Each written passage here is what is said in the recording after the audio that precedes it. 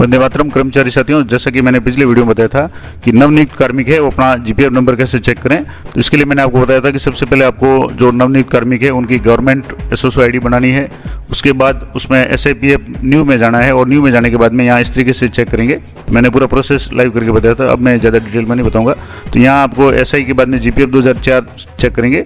तो यहाँ आपके सामने your GPF account number is, ये नंबर लिखा हुआ आएगा। अब इस नंबर को आपको पे मैनेजर पे किस तरीके से लाना है तो वो पूरा प्रोसेस मैं इस वीडियो में करके बताऊंगा।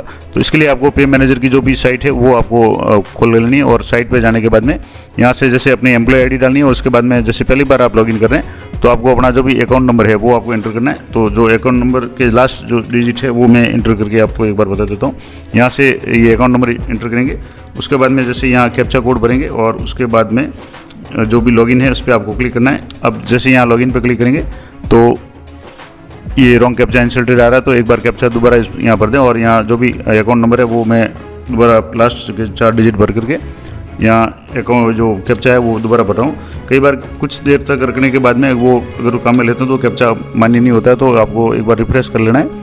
अब यहाँ से जैसे ये आ गया कि यहाँ जो भी न्यू पासवर्ड है वो आपको सेट करना है। तो मैं यहाँ न्यू पासवर्ड सेट करके आपको बताता हूँ, क्योंकि फर्स्ट टाइम जब पे मैनेजर पे लॉगिन करेंगे तो आपके सामने जो भी पासवर्ड है वो न्यू पासवर्ड है वो इंटर करने के लिए कहेगा। तो यहाँ मैं आपको न्यू पासवर्ड है वो आपको इंटर करके बता देता हूँ। और उसके बाद में आपको दूसरा जो ऑप्शन है इसमें कंफर्म पासवर्ड पे जाना है और यहाँ आपको जो भी पासवर्ड है उसको दोबारा इंटर करना है, यानी कंफर्म करना है। और उसके बाद में नीचे जो कैप्चा कोड दिया हुआ है वो आपको भरना है। तो जैसे ये मैं कैप्चा कोड यहाँ भर रहा हूँ और यहाँ से अब ये सबमिट पे क्लिक करना है। अब इसमें जो भी आप पासवर्ड बनाए वो आप एक मस्ट भी कैपिटल लेटर, एक कैपिटल लेटर होना जरूरी है, एक स्मॉल लेटर होना जरूरी है और पासवर्ड मस्ट है एटलीस्ट 1 डिजिट, एक अंक होना जरूरी है और स्पेशल कैरेक्टर एक होना जरूरी है।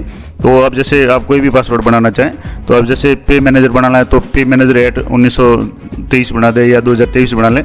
तो इसमें एक कैपिटल अक्षर रखें, एक लेटर लिखें, उसके बाद में स्मॉल और एक स्पेशल कैरेक्टर @ या जो भी है वो आप एच वगैरह वो करना चाहें वो करें और अंक भी लिखें। तो इस तरीके से आप अपना पासवर्ड बना के इसको यहाँ से सबमिट करना है। तो मैं यहाँ से सबमिट कर रहा हूँ। तो ये पूरा प्रोसेस हो गया कि आप नए जो एम्प्लॉय है वो किस तरीके से अपना लॉगिन करेंगे वो भी हो गया। और यहाँ से आपको जो रिक्वेस्ट किस तरीके से अपने जो भी जीपीएफ नंबर है उसको डीडीओ तक भेजने का रिक्वेस्ट है आपको किस तरीके से करना है। तो यहाँ से आपको ये करने के बाद में यहाँ लॉगिन हो जाना है और लॉगिन हो जाने के बाद में आपको देखना है कि जैसे यहाँ ओटीपी आएगा तो आपको यहाँ ओटीपी एंटर करना है। तो मैं यहाँ ओटीपी एंटर करके फिर आपको बताता हूँ। तो यहाँ जो भी आपके ओटीपी आते हैं वो ओटीपी यहाँ एंटर करना है, उसके बाद में इस तरीके से आपका लॉगिन हो जाएगा। अब आपको यहाँ एम्प्लॉय में जाना है और एम्प्लॉय में जाने के बाद में एम्प्लॉय डिटेल्स का जो ऑप्शन है और इसमें मास्टर डाटा रिक्वेस्ट, इसमें update employee pay date, employee scheme request, update number detail request और पर्सनल डाटा रिक्वेस्ट। अब जैसे employee update number detail request है इस पर आप क्लिक करेंगे तो यहाँ आपके सामने इस तरीके से ये जो भी कार्मिक है इनका यहाँ जीपीएफ का नंबर शो हो रहा है। और ये नंबर चेक कर लें कि जो आपने अभी देखा था नंबर जो एसआईपीएफ लॉगिन में जाकर के देखा था वही नंबर है या नहीं है। ये नंबर सही है तो आपको यहाँ से एडिट पे क्लिक करना है और एडिट पे क्लिक करने के तो यहाँ से ये नंबर शो हो जाएगा जो कि नॉन एडिटेबल है, इसको आप एडिट नहीं कर पाएंगे। अब यहाँ इसको अपडेट पे करना है तो यहाँ आपको ईसीपीएफ नंबर मांग रहा है। तो ईसीपीएफ नंबर अभी जैसे है नहीं तो इसी को आप या तो लिख दें और उसके बाद में आपको जैसे मैं यहाँ एक लिख करके आपको दे देता हूँ, क्योंकि ऑप्शन इसमें दिया हुआ है इसलिए आप इसमें जैसे जीपीएफ के नंबर भर लें, क्योंकि अभी सीपीएफ तो बंद है। अब यहाँ आपको जो भी ये है एक जनरेट ओटीपी आएगा, उसके बाद में आपको चूज फाइल करनी है। तो एक फाइल आपको चूज करनी पड़ेगी और जनरेट ओटीपी, ये दोनों काम करने। तो मैं यहाँ जनरेट ओटीपी पे क्लिक कर देता हूँ। तो यहाँ आपके जो भी मोबाइल नंबर पे मैनेजर में फीड किए हैं उस पर ओटीपी आएगा और ओटीपी आने के बाद में आपको दोबारा इस पर ओटीपी एंटर करना है और उसके बाद जो भी फाइल है एक वो सिलेक्ट करनी है जिसमें जीपीएफ के नंबर हो। स्क्रीनशॉट ले लें इसका या जीपीएफ नंबर का जो भी उसका स्क्रीनशॉट ले लें तो ताकि वही आप अपलोड कर लें। तो अब जैसे मैं यहाँ अपलोड करके आपको बताता हूँ, पहले ओटीपी एंटर करना है उसके बाद में अपलोड करना है। तो यहाँ आपको पहले ओटीपी एंटर करना है उसके बाद में चूज फाइल करना है। चूज फाइल में आपको जो भी ये इसका स्क्रीनशॉट लेकर इसकी पीडीएफ बनाने वो अपडेट कर लें और सबमिट पे क्लिक करेंगे। तो यहाँ सबमिट पे क्लिक करेंगे तो आगे रिकॉर्ड अपडेटेड सक्सेसफुली। तो इस तरीके से ये आपका जो रिक्वेस्ट है वो यहाँ एम्प्लॉय आईडी आ गई, का नाम आ गया और स्टेटस में आ गया फॉरवर्ड टू डीडीओ। अब ये रिक्वेस्ट है वो डीडीओ पे आ गया है। अब आपको क्या काम करना है कि अपने जो भी डीडीओ साहब है उनको इसका प्रिंट लेकर के कागज़ जो भी जिसमें जीपीएफ नंबर शो है वो या उसका एक एप्लीकेशन का जो फॉर्मेट है वो फॉर्मेट लेकर के या एक एप्लीकेशन सादे पेज पे लिख दें कि मेरा जीपीएफ नंबर ये जारी हुआ है और इस नंबर को आप पे मैनेजर पे अपडेट करावें, उनसे मिलें और वो अपने डीडीओ लॉगिन पे किस तरीके से अपडेट करेंगे वो भी प्रोसेस में इसी में बता देता हूँ। तो अब इसके लिए यहाँ से लॉग आउट करने के बाद में आपको जो डीडीओ लॉगिन है पे मैनेजर का उस पर जाना है और वहाँ आपको किस तरीके से काम करना है वो भी मैं आपको लाइव करके बता देता हूँ।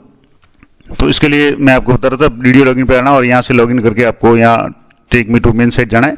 अब मैं आपको तो बता दूं कि जो मैंने पहले रिक्वेस्ट जनरेट किया था वो अपडेट हुआ या नहीं हुआ वो आप कैसे चेक करेंगे। तो जैसे मैंने पिछले वीडियो में आपको बताया था कि जो पुराने कार्मिक है उनकी जीपीएफ के जो नंबर है वो किस तरीके से चेक करने। तो यहाँ से मैं कार्मिक को सिलेक्ट कर लेता हूँ और सिलेक्ट करने के बाद में यहाँ जो लिस्ट दी हुई है राइट साइड में यहाँ से आपको कार्मिक को सिलेक्ट करना है और यहाँ आपको जो एम्प्लॉय नंबर्स है इस पर आपको क्लिक करना है। तो एम्प्लॉय नंबर पे जैसे आप क्लिक करेंगे तो जो भी नंबर अपडेट हुए थे यहाँ पहले जो यहाँ आप देखेंगे तो ये पहले यहाँ आपके जो मेरे जो है यहाँ आरजेएल जो आईडी थी वो शो हो रही थी। अब यहाँ जीपीएफ नंबर है वो अपडेट हो गए हैं। अब जो नए कार्मिक है उन्होंने रिक्वेस्ट भेजा है वो रिक्वेस्ट आपको कहाँ मिलेगा, उसके बाद में आपको किस तरीके से इसको अपडेट करना है तो वो और एचओडी आप फॉरवर्ड करने के बाद में किस तरीके से अपडेट होगा वो मैं आपको बता दूं।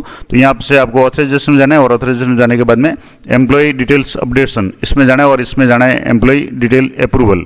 तो जो भी एम्प्लॉय ने रिक्वेस्ट भेजा उसको आपको अप्रूव करना है। तो यहाँ अप्रूवल में जाएंगे तो यहाँ आपके सामने इस तरीके से ये कार्मिक का नाम आ जाएगा, एम्प्लॉय आईडी आ जाएगी। अब यहाँ आपको व्यू करना है कि जो आपने डॉक्यूमेंट इन्होंने भेजा है वो यहाँ शो हो रहा है कि नहीं हो रहा है। तो ये यहाँ से देखेंगे तो यहाँ जीपीएफ नंबर पहले जैसे 00 शो हो रहा था। अब जो नया एम्प्लॉय न्यू अदर डिटेल्स में जाने के बाद में यहाँ आप चेक करेंगे तो यहाँ जीपीएफ नंबर है, ये जो वास्तविक जीपीएफ नंबर जारी हुए हैं SIPF पोर्टल पे वो यहाँ शो हो रहे हैं। तो एक बार आप कंफर्म कर लें एम्प्लॉय ने जो लिख करके दिया है वो नंबर है वो यहाँ शो हो रहे हैं, इसका मतलब सही है। तो इसको आप क्लोज कर लें।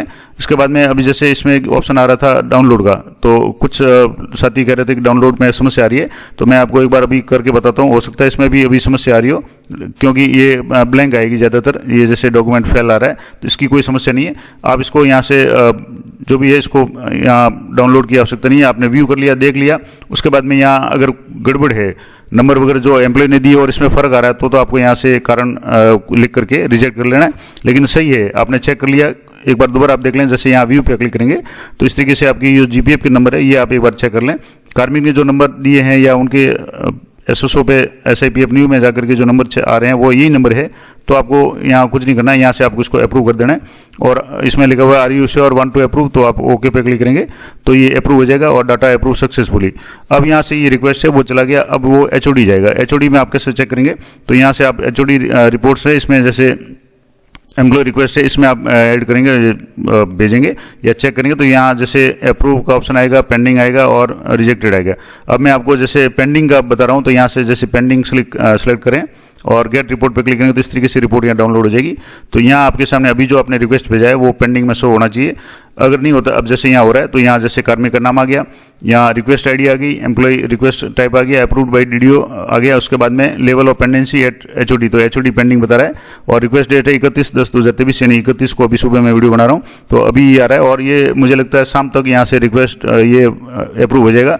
अप्रूव होने के बाद में आप जैसे यहाँ जो अप्रूव है इस पर आप क्लिक करेंगे तो इसमें शो हो जाएगा। अभी जैसे ये अप्रूव की लिस्ट है अभी इसमें शो नहीं होगा, मैं जैसे आपको लिस्ट बता देता हूँ।